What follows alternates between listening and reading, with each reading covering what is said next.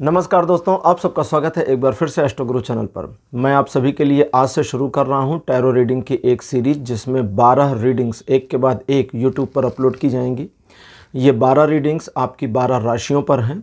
हर एक राशि के लिए 2024 यानी 2024 कैसा रहने वाला है, इसी पर ये रीडिंग्स बेस्ड हैं। तो पहली राशि की रीडिंग आज आपके साथ में लेकर के आ गया हूँ, आपके सामने लेकर के आ गया हूँ। आज है बारी मेष राशि यानी एरीज़ की।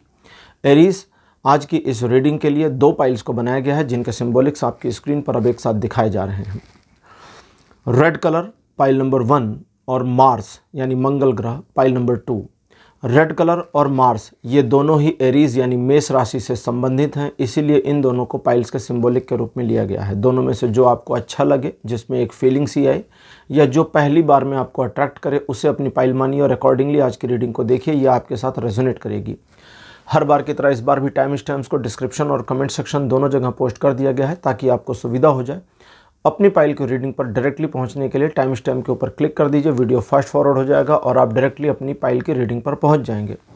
जो लोग आज मुझसे पहली बार जुड़े हैं, उन सभी का मैं एस्ट्रो गुरु चैनल में बहुत बहुत स्वागत करता हूँ। आप सभी इस चैनल को सब्सक्राइब जरूर करिए, बेल आइकन को भी प्रेस करिए, क्योंकि जब आप बेल आइकन प्रेस करते हैं तो नए वीडियोस की नोटिफिकेशन आपके फ़ोन पर आनी शुरू हो जाती है। और मेरे रेगुलर व्यूवर्स और सब्सक्राइबर्स, आप सभी के सहयोग और प्यार के लिए बहुत बहुत आभार।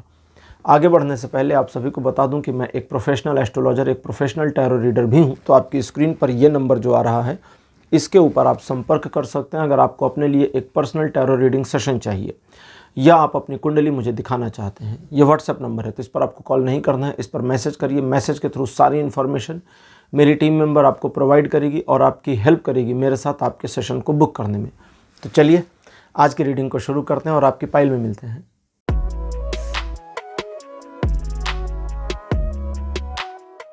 हेलो पाइल नंबर 1, आप सबका स्वागत है। आपकी रीडिंग में आपने रेड कलर को चूज़ किया था, मेरे बगल में लगा दिया गया है। रेड कलर मेष राशि का रंग होता है, इसलिए इसे पाइल के सिंबॉलिक के रूप में लिया गया है। चलिए आज की रीडिंग आपके लिए शुरू करते हैं और देखते हैं कि 2024 मेष राशि यानी एरीज आपके लिए कैसा रहने वाला है। कार्ड नंबर 1 आपके लिए है 3 ऑफ पेंटिकल्स। सेकंड पोजीशन पर आपके लिए है page of wands. Card number 3 आपके लिए है 4 ऑफ पेंटिकल्स। कार्ड नंबर 4 आपके लिए है द वर्ल्ड और अंतिम कार्ड आपके लिए अपीयर हुआ है 7 ऑफ पेंटिकल्स।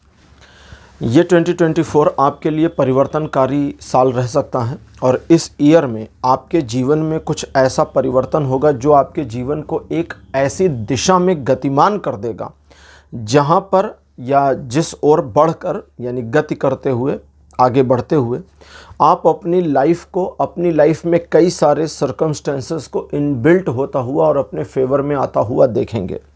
इस साल के शुरू के 3 महीने आपके लिए अपने आप को लगाने, संवारने, बनाने, कुछ क्रिएटिव काम करने, अपनी आदतों को ठीक करने को लेकर के और साथ ही साथ दूसरे लोगों को अपने लिए इस्तेमाल करने और एक प्रॉपर प्लानिंग करने के लिए कि इस साल आप क्या क्या, कैसे कैसे, कितना कितना करेंगे, में आपकी हेल्प करने वाला है।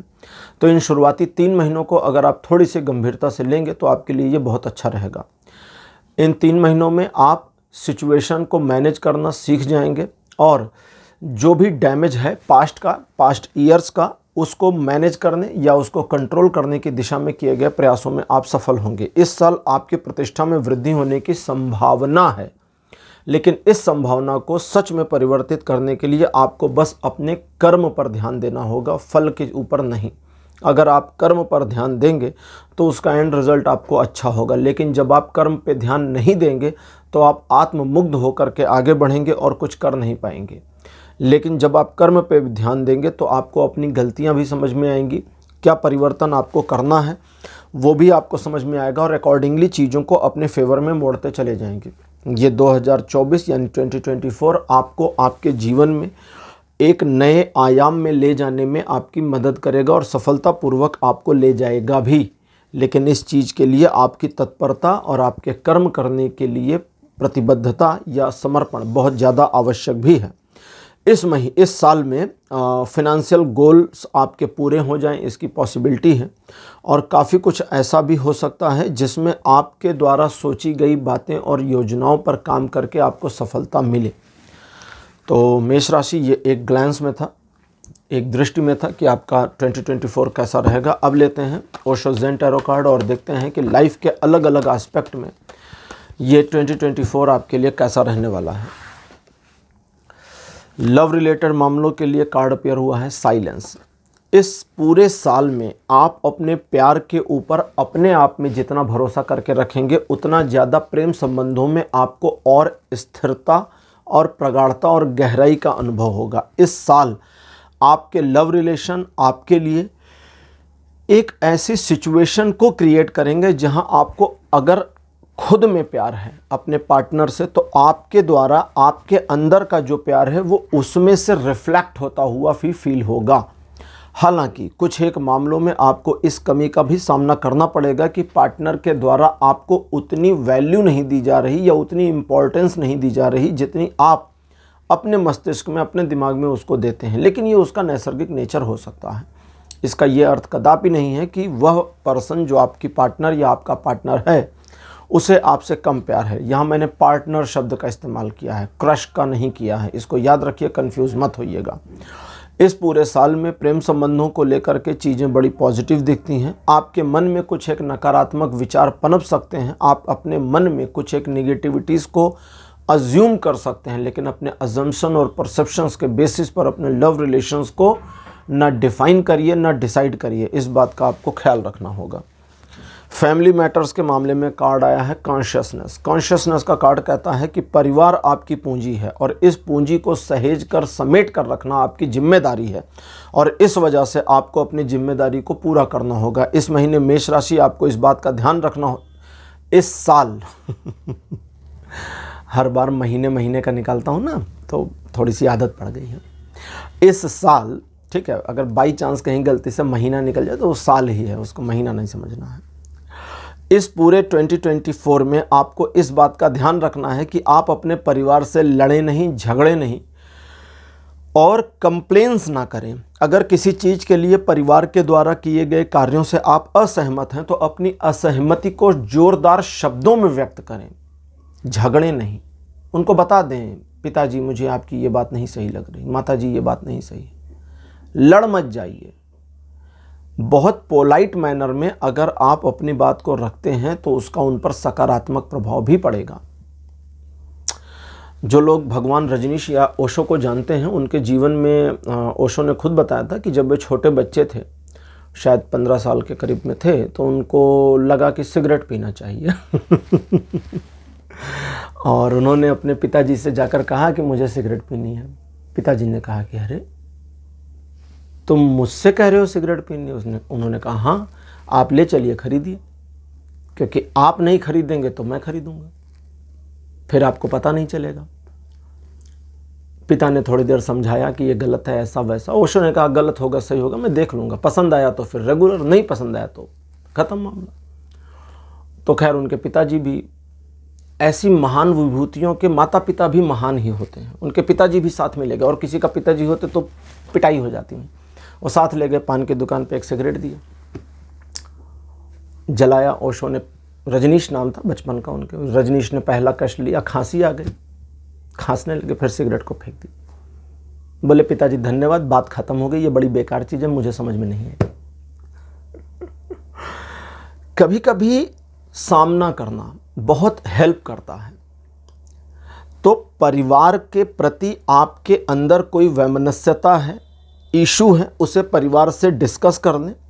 परिवार के किसी सदस्य ने आपसे कुछ डिस्कस किया, आप ही सीनियर हैं और आपसे वो डिस्कस करने हैं, तो उसकी बात को सुने, समझें, मर्म को सतही तौर पर ना लें। इस साल ये चीज़ का आपको ध्यान रखना है। पारिवारिक संबंध बहुत बढ़िया रहेंगे।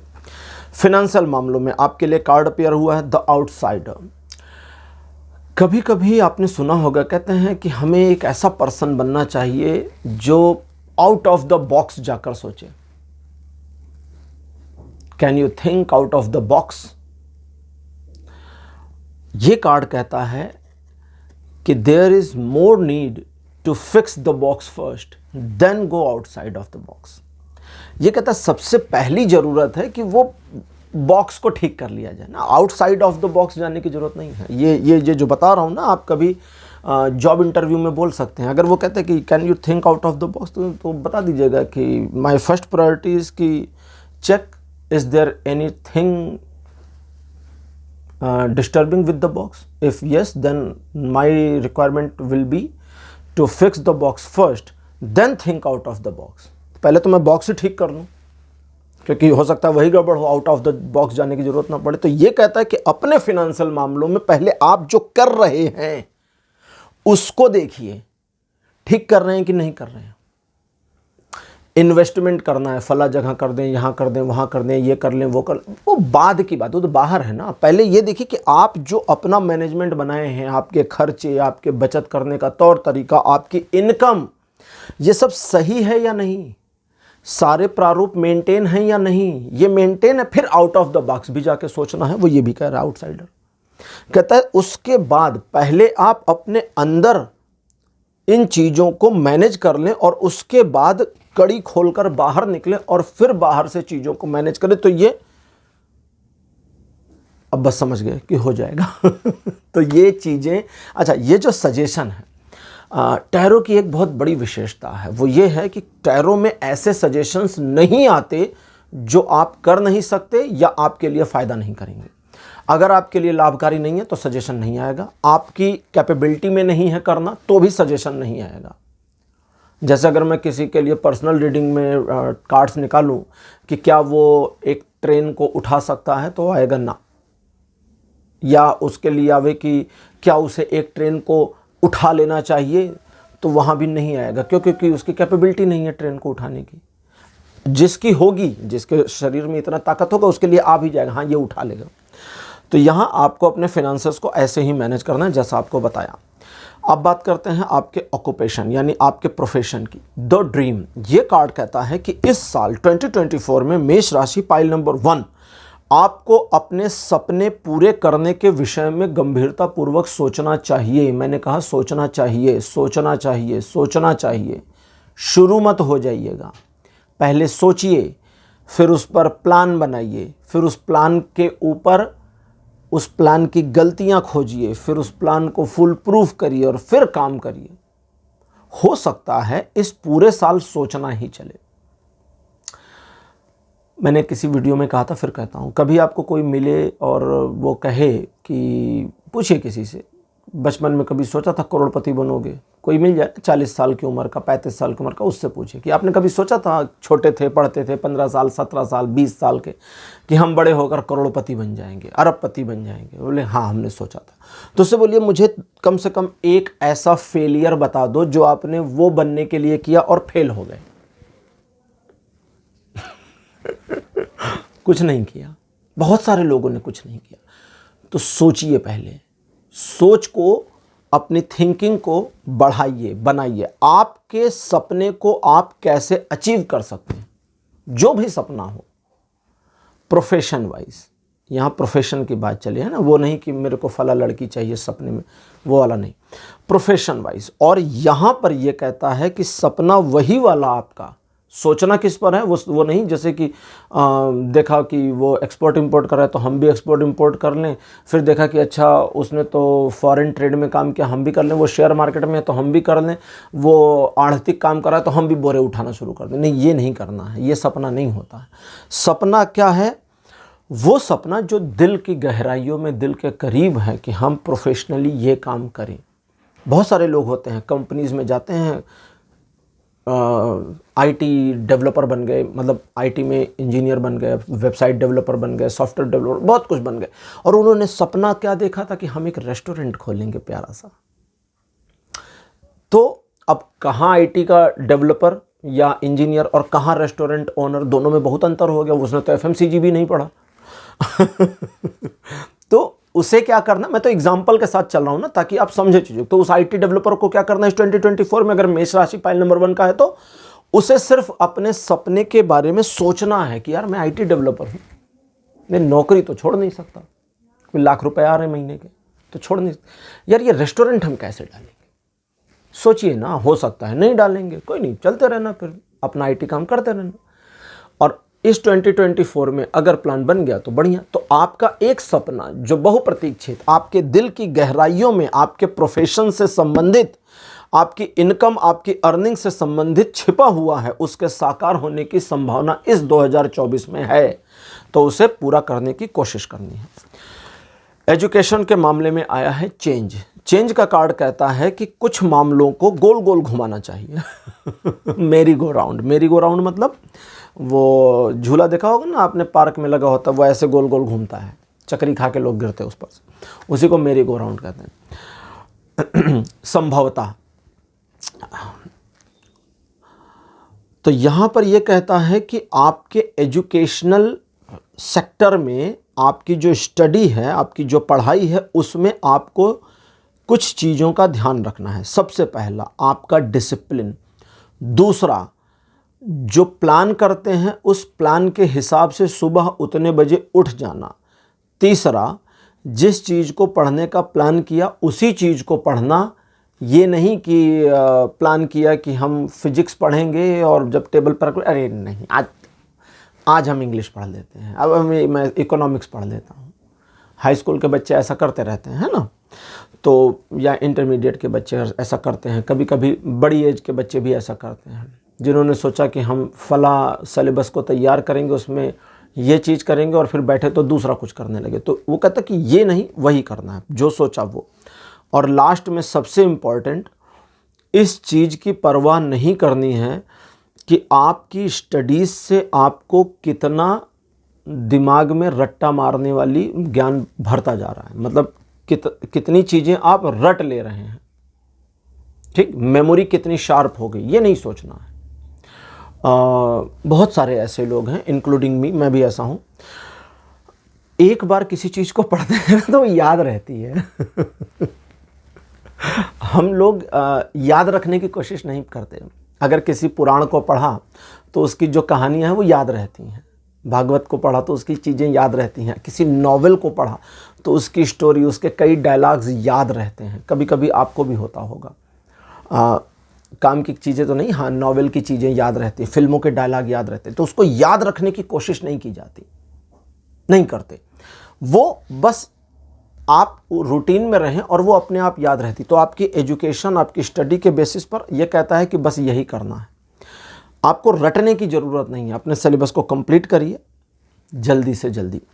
अब इस चीज़ को आसान कर देता हूं। जैसे मान लीजिए आप किसी भी क्लास में हैं, आप चाहे कंपटीशन की तैयारी कर रहे हैं, चाहे हाई स्कूल में हैं, चाहे 5th में हैं, चाहे +2 में है, कहीं पर भी हैं। ये कहता है कि इस 2024 में अपनी स्टडी से रिलेटेड मामलों में आपको चीज़ों को गोल गोल घुमा देना है। गोल गोल कैसे घुमाएंगे? आपका जो सिलेबस है उसे पढ़ डालिए। जैसे बहुत सारे बच्चे ये करते हैं, जो नहीं करते वो जान लें। बहुत सारे बच्चे ये करते हैं कि जब समर वेकेशन होता है ना 1-1.5 महीने का, उस 1-1.5 महीने में अपना पूरा सिलेबस पढ़ जाते हैं। अपनी सारी बुक को एक लाइन से पढ़ते चले जाते हैं, याद वाद नहीं करते, समझने के फेर में नहीं पढ़ते, बस वो पढ़ते चले जाते। जैसे नॉवेल, लोग 800-800, 600-600 पेज के नॉवेल 2 दिन 3 दिन में पढ़ जाते हैं, तो ऐसे वो अपनी सारी बुक को पढ़ जाते हैं एक बार समर वेकेशन में। कभी कभी कुछ बच्चे ज़्यादा तेजी पढ़ते तो 2 बार पढ़ जाते हैं। अब सोचिए, अगर आपका कोई चैप्टर है, आपने उसे एक बारी भी पढ़ रखा है, सिर्फ पढ़ ही रखा है, टीचर ने पढ़ाया क्लास में, तो वो आपको ज़्यादा फैमिलियर लगेगा। तो ये कहता बस यही करना है और पूरे साल में रिपीट करना है, ठीक है। हेल्थ से जुड़े मामलों में कार्ड आया है द सोर्स। ये कहता है कि इस 2024 में अगर हेल्थ से रिलेटेड मामलों में आपको अपने लिए इम्प्रूवमेंट चाहिए तो आप अपने अंदर में वो परिवर्तन करने पर ध्यान दें, या उन परिवर्तनों पर ध्यान दें जो आपने सोचे हैं मुझे मेरे में करने हैं। अगर आपने सोचा है और आपने अभी तक उस परिवर्तन को अपने लिए डिसिप्लिन में नहीं लाया है तो गड़बड़ कर दी है। और कुछ नहीं करना, बाहर नहीं जाना है। ज़रूरत अगर नहीं है, जैसे हेल्थ में कोई इशू नहीं है और डॉक्टर की सलाह नहीं लेनी, तो उसकी ज़रूरत नहीं। जो आपने प्लान किया उस पर काम कर लीजिए। ये साल 2024 आपकी हेल्थ वाइज काफ़ी इम्प्रूवमेंट आपको दे सकता है। किसी एक बड़ी, अब इसके अलावा दूसरा मामला, आप अगर किसी एक बड़ी हेल्थ की समस्या से जूझ रहे थे तो ये समस्या इस 2024 में निपट जाए, ख़त्म हो जाए, इसकी भी पॉसिबिलिटी बन रही है। तो पाइल नंबर 1 ये था आपके लिए मेष राशि का कि 2024 कैसा रहेगा। आज की रीडिंग आपको कैसी लगी, अपने एक्सपीरियंस, अपने अनुभव कमेंट सेक्शन में ज़रूर लिखिए। इस वीडियो को लाइक करिए, शेयर करिए और चैनल को सब्सक्राइब करना मत भूलिएगा। अगले वीडियो में आपसे फिर मिलूँगा। Bye bye.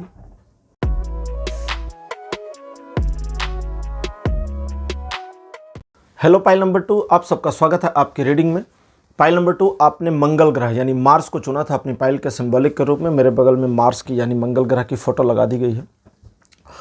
मेष राशि यानी एरीज का जो स्वामी ग्रह है वो मंगल होता है, इसी वजह से मंगल यानी मार्स को आज की पाइल के सिंबॉलिक के रूप में लिया गया है। चलिए आज की रीडिंग को शुरू करते हैं और देखते हैं कि आपके लिए 2024 कैसा रहने वाला है। कार्ड नंबर 1 आपके लिए है द मून। सेकंड पोजीशन पर आपके लिए है page of cups. Card number 3 आपके लिए है 8 ऑफ पेंटिकल्स। कार्ड नंबर 4 आपके लिए है 7 ऑफ कप्स और लास्ट कार्ड आपके लिए अपीयर हुआ है 4 ऑफ पेंटिकल्स। तो आपके लिए 5 कार्ड्स मेरे पास अपीयर हो चुके हैं ट्रेडिशनल टैरो से। 2024 आपके लिए मेष राशि कैसा रहेगा। मेष राशि आपके लिए ये 2024 अगर आप सही ढंग से सिचुएशन को और चीज़ों को ऑपरेट करें तो एक सपने के पूरे होने जैसा हो सकता है, और अगर आप अपने आप को सही ढंग से ऑपरेट नहीं करते हैं तो एक सपने के विफल होने जैसा भी ये हो सकता है। लेकिन अगर ये सपने के विफल होने जैसा होता है तो इसकी वजह आपके अंदर की कोई कमजोरी, इनकैपेबिलिटी नहीं होगी। इसकी वजह ऐसा बिल्कुल भी नहीं होगा कि आप कमज़ोर हैं या आप में क्षमता नहीं है या आप चीज़ों को मैनेज नहीं कर सकते थे या नहीं कर सकती थी, बिल्कुल नहीं। बल्कि इसकी वजह होगी कि आपने अपने आप को पूरी तरह इस्तेमाल नहीं किया, और जब आप अपने आप को पूरी तरह इस्तेमाल नहीं करेंगे तो फिर आपको आउटपुट रिज़ल्ट उतना बढ़िया नहीं मिलेगा। इस साल आप कंफ्यूज हो सकते हैं शुरुआती महीनों में, शुरू के 2 महीनों में, और इस कंफ्यूजन में आप एक ऐसी सिचुएशन का सामना करेंगे जहां आप कुछ करना तो चाहते हैं लेकिन आपको पता नहीं होगा, आप समझ नहीं पाएंगे आप क्या करना चाहते हैं। तीसरे, चौथे, 5वें महीने में या तीसरे महीने से लेकर के 6ठे महीने तक यानी 4 महीने तक आपके लिए काफ़ी अंदर से जोश, उमंग, पैशन आएगा, लेकिन उस पैशन को कहाँ लगाना है इसका प्रारूप नहीं बन पाएगा। इसके प्रारूप को बनाने के लिए, क्योंकि उस पैशन को अगर सही दिशा में लगा दिया जाए तो फिर बहुत कुछ अचीव कर सकते हैं, और मोस्टली वो पैशन आपके ब्रेन में होगा लेकिन एग्जीक्यूट नहीं हो पाएगा, क्रियान्वयन में नहीं आएगा। अब दिमाग में चीज़ें होती हैं कब, जब हम रात को बिस्तर पे सो रहे होते हैं, सोते रहते हैं, तकिए के ऊपर लेटे होते हैं और बड़े लंबे चौड़े बढ़िया प्लान बना लेते हैं। सुबह उठते हैं, सारे प्लान की ऐसी तैसी, फिर वही सुबह से शाम तक का रोज़मर्रा का काम शुरू हो जाता है। तो इस साल ये नहीं करना।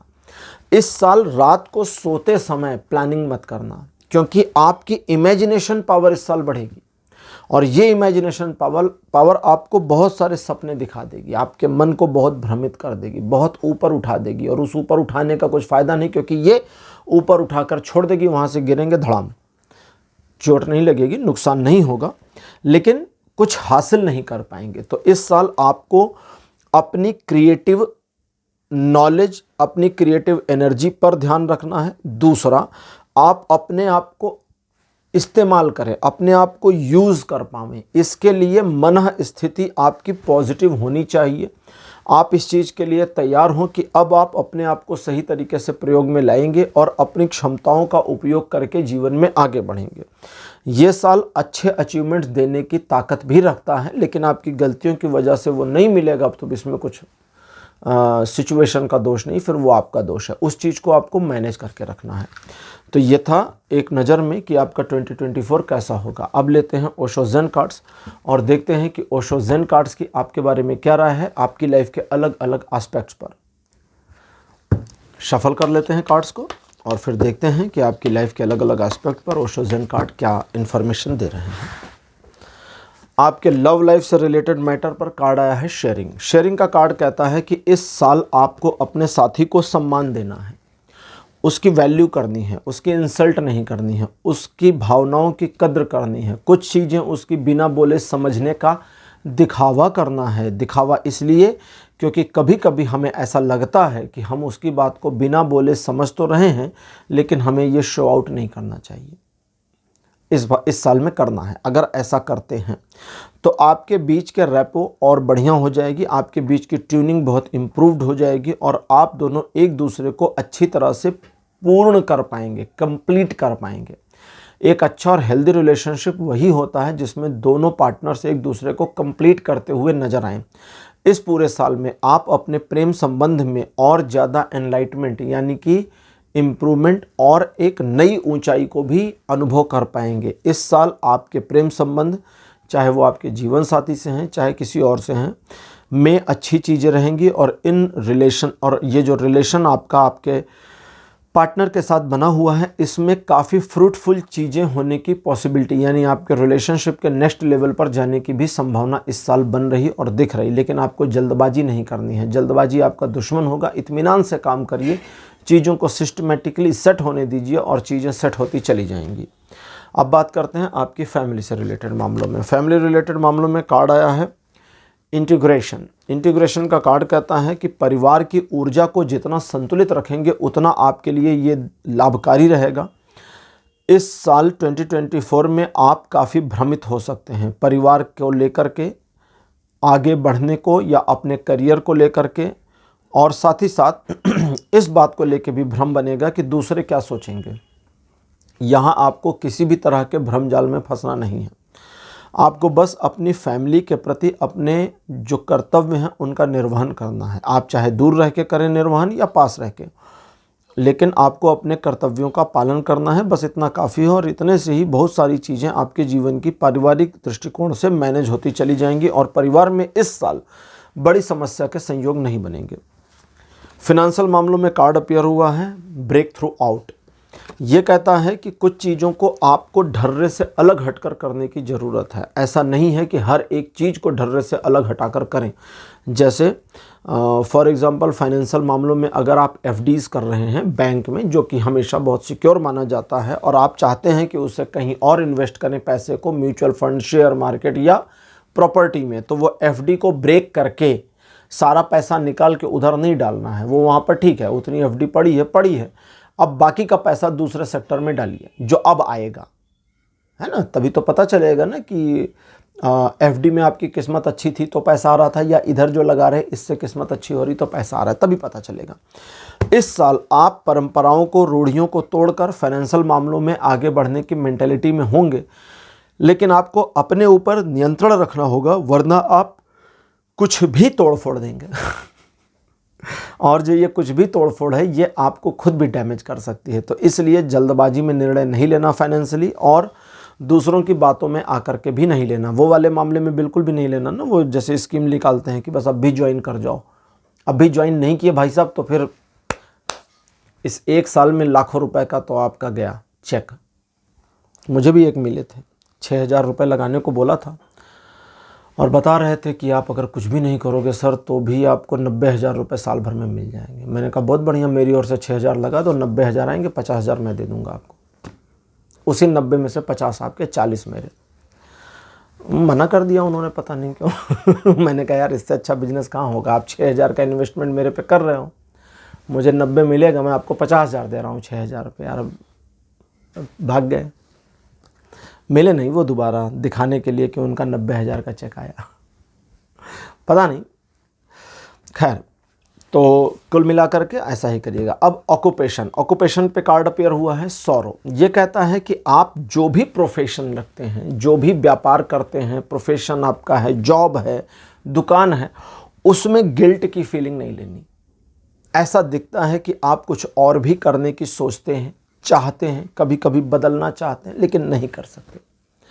चाहे वो मजबूरी की वजह से, चाहे चीज़ें चल रही इस वजह से। कभी कभी ऐसा भी होता है, किसी को कपड़े बेचने थे, एक एग्जाम्पल है, और कपड़े बेचने का काम बहुत अच्छा लगता था कि मैं तो भैया कपड़े बेचूंगा। अब कपड़े में मतलब जो भी कपड़े, उस पर नहीं जाएंगे। और क्या हुआ जी, पिताजी की सराफे की दुकान थी, अब उनको बेचारे को उस पर बैठना पड़ रहा है, सोना चांदी तौलना पड़ रहा है। फिर पिताजी बुजुर्ग हो गए, अब वो बैठ के चला रहे हैं, दुकान बढ़िया चकाचक चल रही है, लेकिन कपड़े वाली टीस बनी है। इसको बंद नहीं कर सकते क्योंकि वो अभी चला नहीं है और ये धकाधक चल रहा है। तो ऐसी वाली सिचुएशन में जहाँ गिल्ट बनी है, आपने एक्स की पढ़ाई करी, वाई में जॉब कर ली। मेरे जान पहचान में कोई है केमिस्ट्री की पढ़ाई करी, फिजिक्स के टीचर हैं। तो ये जो एक्स वाई में फंस गए ना मामला, इधर जाना था उधर चले गए, उधर जाना था इधर चले गए, ये आपके जीवन में आपकी किस्मत ने आपको इधर धकेल दिया।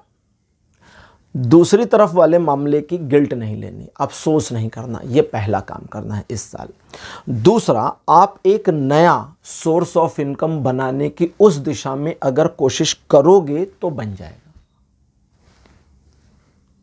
दूसरा, पहले वाले को नहीं रोकना है। पहला घोड़ा चल रहा है, ठका टक ठका टक ठका टक, उसको चलते देना है। दूसरा घोड़ा साइड में लाने की कोशिश करनी है। आ गया तो ठीक, नहीं आया तो ये तो चल ही रहा है। समझ गए? एजुकेशन से जुड़े मामले में कार्ड है गोइंग विद द फ्लो। बस इतना ही करना जितने इस कार्ड का नाम है। ये बड़ा प्यारा कार्ड है, ये ज़्यादा कुछ इन्फॉर्मेशन नहीं देता, मतलब इन्फॉर्मेशन देता मतलब ज़्यादा 3-5 वाला काम नहीं। ये कहता है पढ़ाई के मामले में आपको पता है क्या करना है, कितना करना है, कितना पढ़ना है डेली, कब पढ़ना है, कैसे पढ़ना है, पता है। अब और दिमाग मत लगाओ। अब और दिमाग क्या है? हम YouTube से पढ़ लेंगे, हम फलाने सर से पढ़ेंगे तभी काम होगा, हम फला कोचिंग में जाएंगे तभी काम होगा, हम फला शहर में रहेंगे तभी पढ़ाई हो पाएगी। तो इससे बड़ी मूर्खता मेरी समझ में नहीं आती। मतलब लोकेशन का क्या लेना देना भाई, जो पढ़ना है यहाँ पढ़ दो, वहाँ पढ़ दो, बातें की। वो अलग बात की यहाँ पर कॉलेज नहीं, वहाँ कॉलेज है तो वहाँ चले गए, वो दूसरी बात है। कुछ लोग होते हैं कंपटीशन के एग्ज़ाम के लिए कहते हैं हम घर से तैयारी नहीं कर सकते। जी, हम बाहर रूम लेकर रहेंगे, वहीं तैयारी करेंगे। घर पे होती नहीं है। घर पे इसलिए नहीं होती क्योंकि घर पे तुम खुद 75 चीज़ों में इन्वॉल्व हो, खुद ही नहीं छूट रहा मोह, तो इसलिए वो वहाँ पर रूम लेकर रहते हैं। वहाँ कोई जान पहचान का है नहीं, ना काहू से दोस्ती ना काहू से बैर, तो वहाँ चल जाता है। तो ये कहता है बस फ्लो के साथ चलते जाइए। जो जैसा करना है, जितना करना है, जब करना है, जैसे करना है, बस उसको वैसा वैसा वैसा वैसा करते जाइए। और 2024 एजुकेशनल मामलों में आपको बिल्कुल भी डाउन नहीं होने देगा, आपको निराश नहीं होने देगा, सफलता देकर रहेगा। हेल्थ से जुड़े मामलों में कार्ड अपीयर हुआ है स्लोइंग डाउन। स्लोइंग डाउन का कार्ड कहता है 2-3 बातों को। सबसे पहली, हेल्थ से जुड़े मामलों में हर एक की राय नहीं लेनी, राय चंदों की राय नहीं लेनी, ठीक है। हमेशा राय देने वाले मिलते। किसी से बोल कर देखिए मेरा पेट निकल रहा है, जिम चले जाइए, जॉगिंग कर लीजिए, दौड़ना शुरू कर दीजिए, पेड़ पे चढ़ जाइए, मीठा मत खाइए, घी मत खाइए, पता नहीं क्या क्या।